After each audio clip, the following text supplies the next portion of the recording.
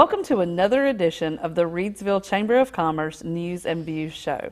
I'm Diane Sawyer, the president here at the Reidsville Chamber of Commerce, and today I would like to welcome Amy Laster, co-owner of the Reidsville Trading Post. Welcome to the show, Amy. Thank you, Diane.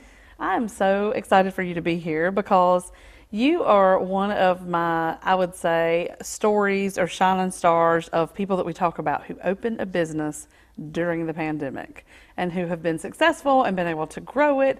And so just having you in downtown with the idea of the general store and having the vendors, it's just such a cool theme, and we are so thankful that you have become an anchor store in downtown Reidsville, a destination.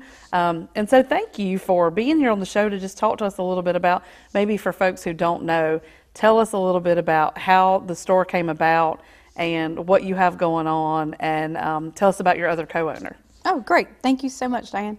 Thank you for everything the Chamber does for us as well. They've been a huge part of our business since day one.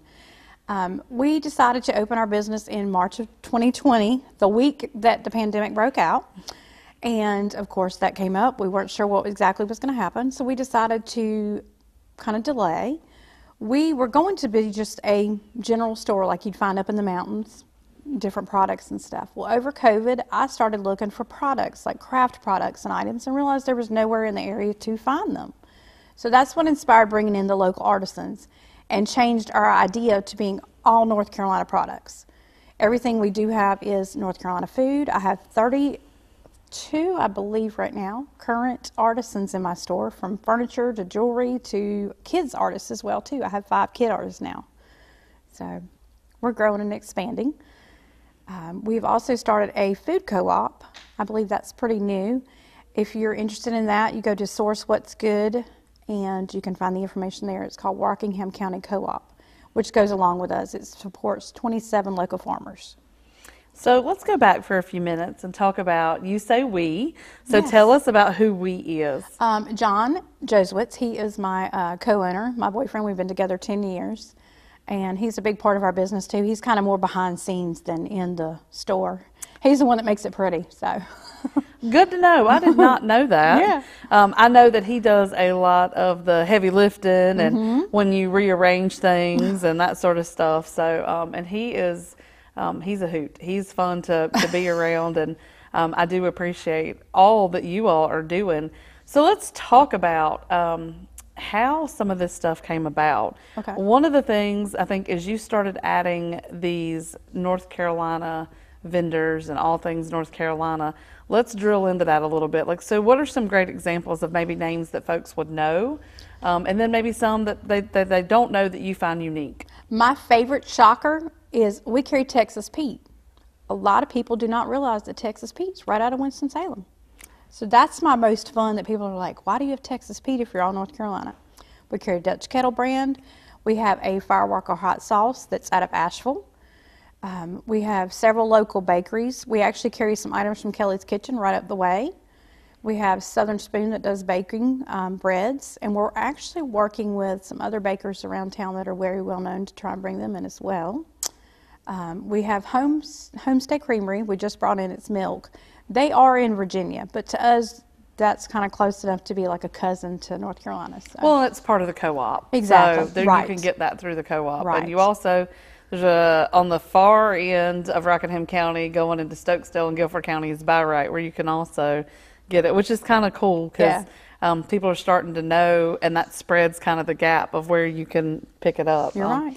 I love the cappuccino. Oh, it's I do so too. good. Yeah. It's very much like bottled Starbucks that you can pick up that are cold brews, and that's just phenomenal. Right. I love the Texas Pete thing. Actually, my husband's family, we have a family member that worked there for years, and they would bring home, you know, things that weren't allowed to go out for sale or whatever, that maybe the label was wrong or something. But they had that honey mustard that they do and some other stuff, so it was really cool. And that's a fun story to tell. Yeah.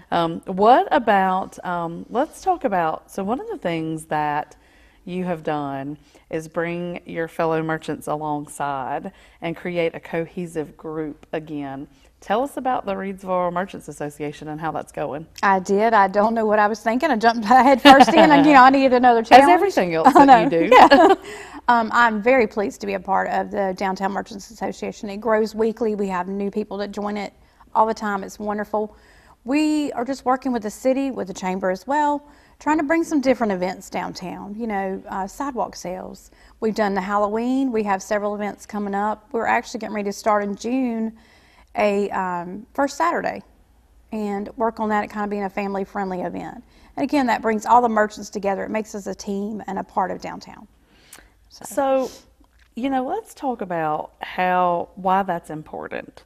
In the 11 years that I have been at the chamber, when you're in downtown and you go and you visit one store, a lot of times if that's your go-to store because you know somebody, right? Or because you heard about a product, how awesome is it that you are in contact with these others that you can say, oh, and hey, here's the map, right? Right. Go check out these other places. And that you all have that cohesiveness to say, well, La Boutique is celebrating their anniversary this weekend and they're having a great sale, so go check them out. Yeah.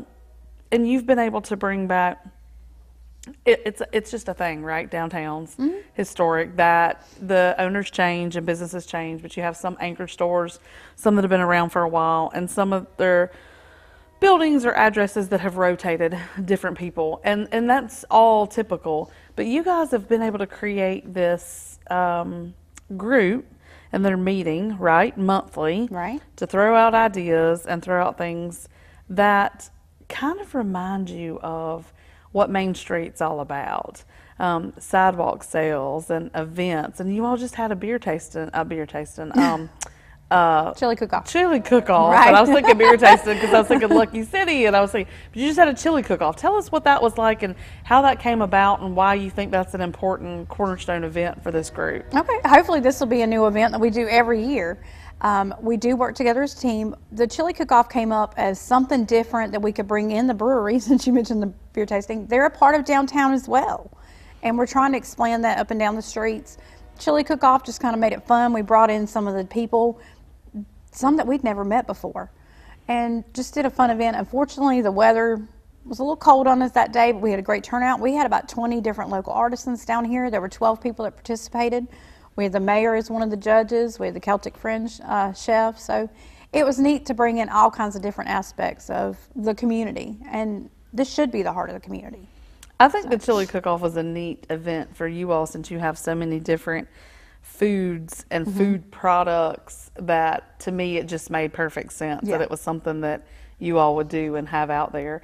I think another really cool thing is the holidays that really cater to kids, because where the children are, the parents and the grandparents are going to follow, right? Exactly. So 2 things that you all have done are Halloween. Tell us about how Halloween went and what your plans are in the future. I believe Halloween used to be a thing down here, and it wasn't before. So I love kids. There's a lot of kids around town. So we decided, hey, let's all get together. Let's give out candy. And I know within the first hour, there were so many kids down here that everybody ran out of candy. We kept Walgreens in business that day, going and getting candy. There were kids up and down the streets. It was so much fun. It was just a family-friendly event. And how important do you think that it is to have these family events post-pandemic, people trying to come back out and connect and be together? Oh, it's crucial. That's why we're wanting to do the first Saturdays. If we don't bring the families down here, like you said, the parents and the grandparents are going to come in. Even if they don't buy something, they're coming down and seeing what downtown is about now, that we're coming back. It's becoming a huge part of the town, and that's what we've got to do to grow it. So y'all took your ideas at Halloween and then did very similar with Easter. Tell us about what you did for Easter. That was actually kind of an idea of 2 of the other business owners, Jamie at Blessings and Christina over here at the corner shop. That was kind of their idea. We drew bunny feet up and down the sidewalk from the downtown where the bunny was, and everybody gave out Easter eggs and did some little Easter egg sales. It was really fun as well. So I think that is one of the events to me that really highlighted the partnership between the businesses, the the RDC, the city, the visitor center, the ability for all of us to come together and say, hey, we'll do this piece if you do this piece. Exactly. Which is what we're trying to create, right? Because in the past, I think we haven't been able to keep up the momentum because it was all one person or two people doing everything. And you've been able to kind of committee out some of these events or put people in charge of certain smaller events to be able to spread the love, right. And be able to spread the work, to keep these folks together. How do you feel about the future? You think that things are really picking up in that manner and that are going to be able to continue to work together? How do you feel like the feeling is? Because that's kind of where it all comes from, right? I do. I actually get almost daily calls or weekly calls from each one of the merchants. Hey, what if we try this? What if we try that? And you know, sometimes you're a little short on planning an event. We've got a whole list of different ideas we want to plan probably over the next 2 years. I think it very much brings us all together as a team, which, like you mentioned earlier, there's stores that have been down here for so long and been such a part of the community. And bringing in some of these newer businesses and having people that want to come down here. I find that in the community, a lot of times we get questions, right, about, well, I work out of town and I can't get back in time. And so we've had a lot of like hard conversations about, okay, guys, like if you're a family owned, and you are, right? Mm-hmm, we are. It's you guys, right. And you're the ones doing it, and there's right. not anybody else doing all these things for you. How do you balance, like work-life balance when work is your blood, sweat, and tears, and it's your livelihood, but it's also this piece of the community, and how do you make that work? So I think that the question that people are asking is, how are we gonna support local when they're not open? And you've had some creative ideas for that, and I think we've had some creative conversations, right. and I think we'd invite people to share what they'd like to see. But you want to talk about some of the things that we've said, like for December. You led the way. Tell us about what you did last December and how that made a difference for your business. Well, you're talking about staying open later, Mm-hmm. starting on Thanksgiving, and we will do it again this year. And I'm even throwing out the idea for summer. We were open on Sundays. I was one of the few businesses open down here, but after church, people were able to stop in. Some of them would hang out and just talk for an hour, but being there for the community, last minute gifts. A lot of us also, I know Tammy at Mishmash does it a lot. If you call or message us, hey, I'm coming from Greensboro, I'm running a few minutes late, can you stay? Most of us are family run businesses. There's usually one or two of us. We don't mind staying and working with you. We stay open late on Friday evenings. I'll be there till 7 o'clock on Friday nights. Trying to encourage some people to come downtown and just experience it. Staying late open later. There's lights now. The brewery has a food truck. Go over there and grab you something and, walk around. Absolutely. Yeah. So we're pretty excited to see the summer series that came back last summer. Yes. And there's some really great concerts and some great events planned.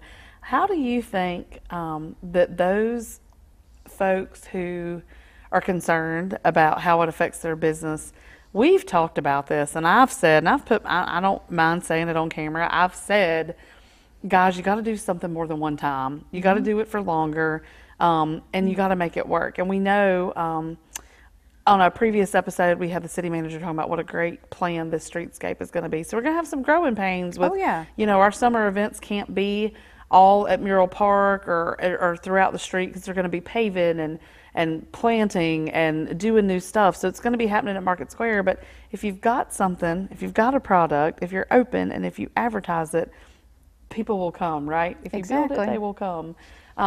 So how do you think that these events, like, let's talk about what we got coming up. Like, just so we've got the second Downtown Fridays, which is tonight if we don't get rained out. Yeah, so we're starting in May.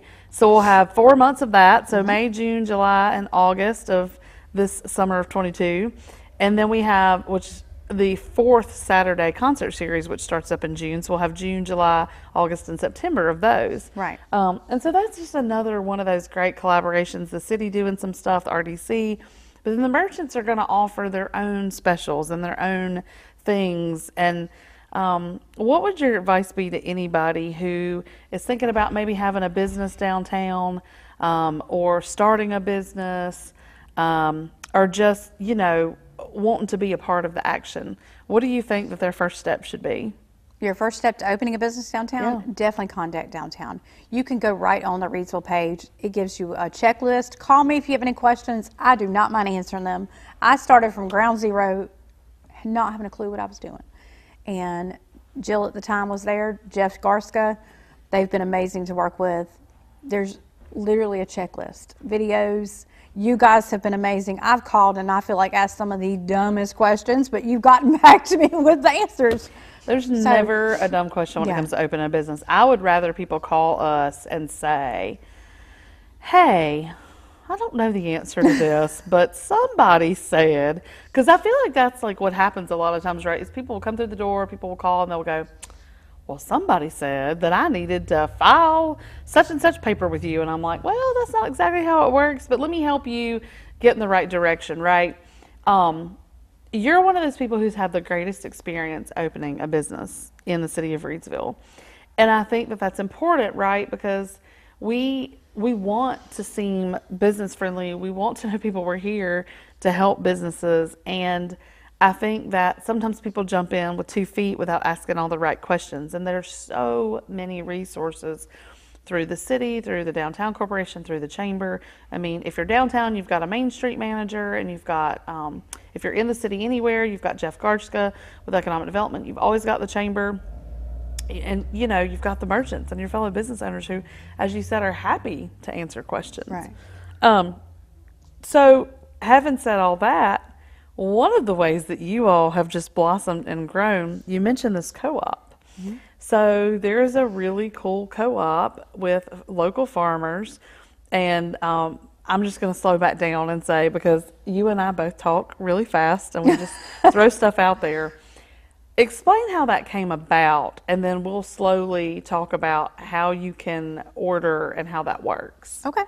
The co-op was originally called Eliana's Garden, and it's on the What's Good app. You just go into Source What's Good and you'll find us. It is now called the Rockingham Community Co-op as we took it over, and it's based all over Rockingham County.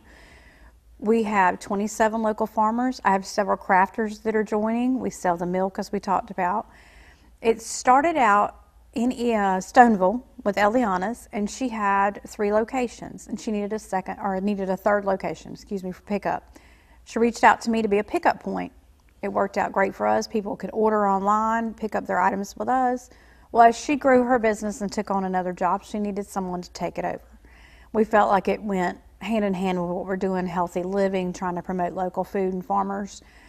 We hope to work more with the farmers market down here. I have several people in the market here in Reidsville that are part of our co-op now, which is wonderful.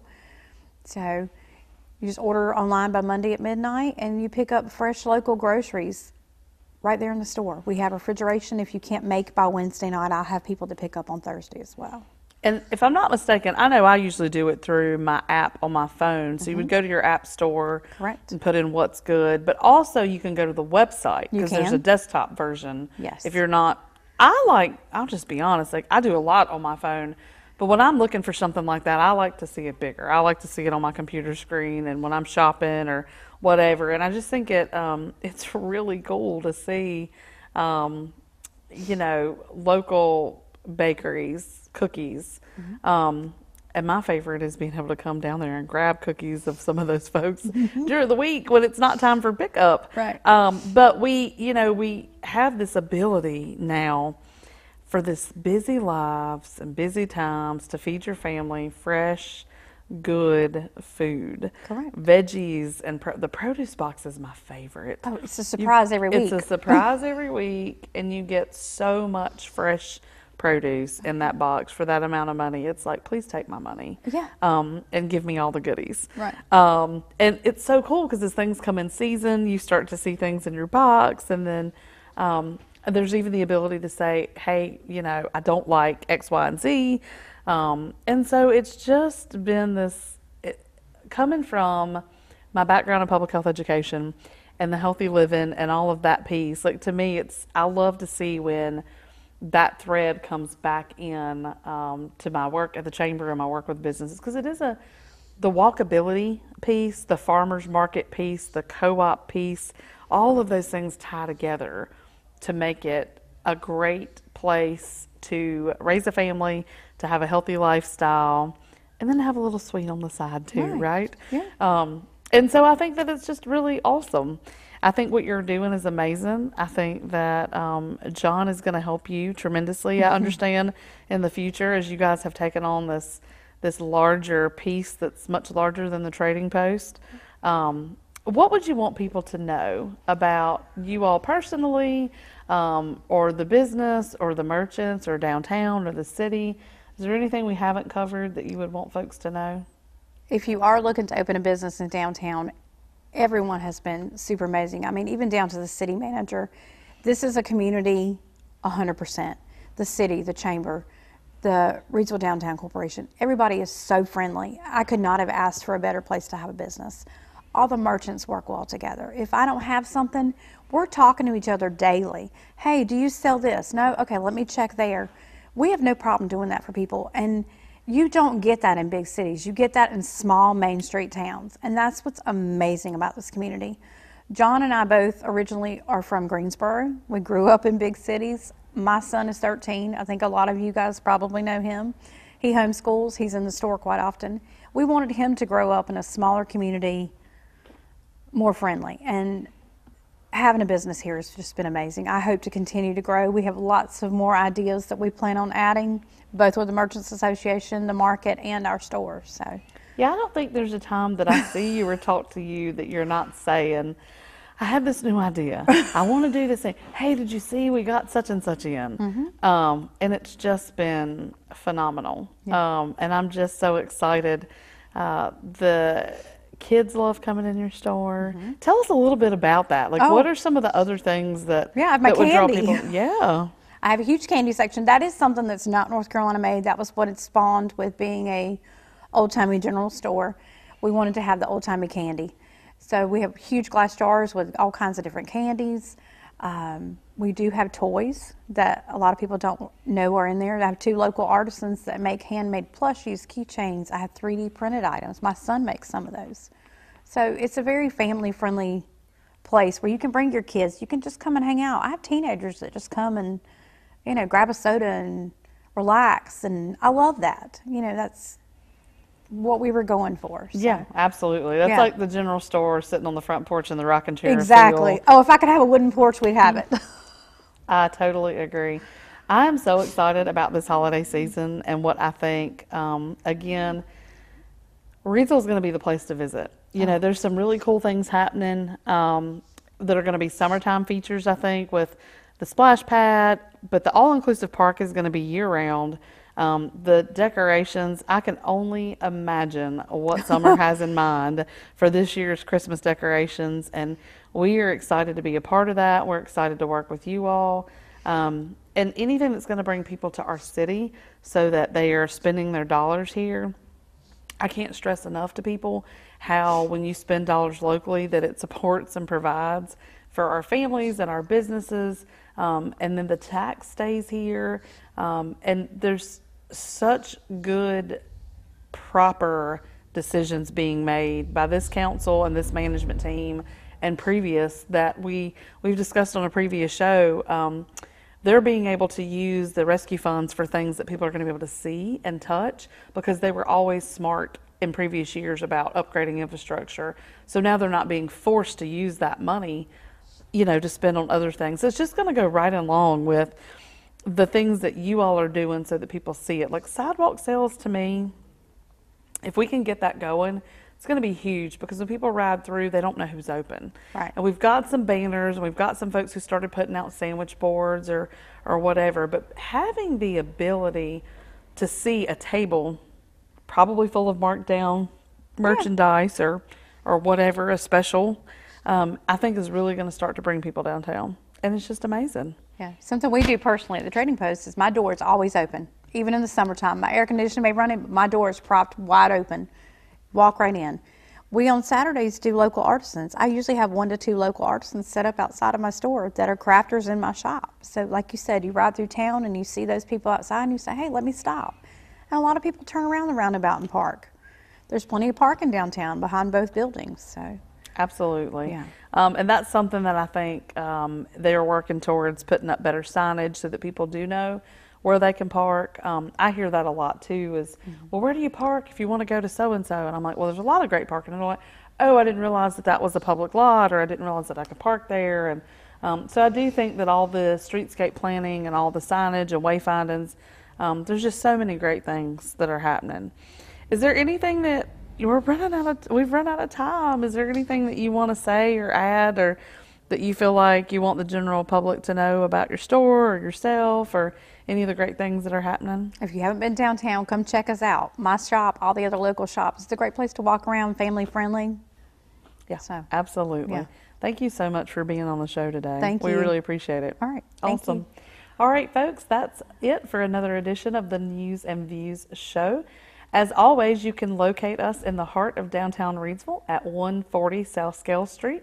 You can find us online at reidsvillechamber.org and all of our social media accounts. And stay tuned. We'll see you soon.